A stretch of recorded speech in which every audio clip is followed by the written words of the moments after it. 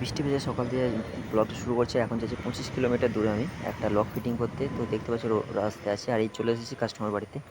তো ওখানে একটা মেন দরজার লক ফিটিং করব।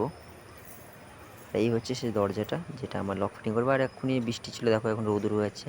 আর এই হচ্ছে বাড়ির ভিতরটা, তোমাদেরকে একবার দেখিয়ে দিই। টিভি ইউনিট, বাড়ির কাজ খুব সুন্দর করা আছে। তো এখানে সমস্ত বাড়ি এইরকম ধরনেরই। আর এই হচ্ছে সিঁড়ি, আর এই হচ্ছে কিচেন, দেখতে পাচ্ছ রান্নাঘর এটা। আর এই দরজা আমার কাজ সম্পূর্ণ হয়ে গেছে। তো ডিজিটাল লক লাগাবো, ওই জন্য কোম্পানির ওখানে দাঁড়িয়ে আছি। আর এই হচ্ছে বাড়ির আগের লোকটা।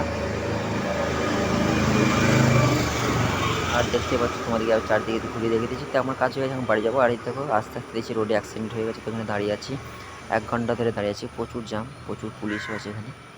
তো আজকে ব্লগটা এখানে শেষ করছি। ভালো লাগলে লাইক, কমেন্ট, শেয়ার এবং সাবস্ক্রাইব করে দিও। তো দেখাচ্ছি নেক্সট ব্লগে। ততক্ষণ জন্য টাটা, বাই।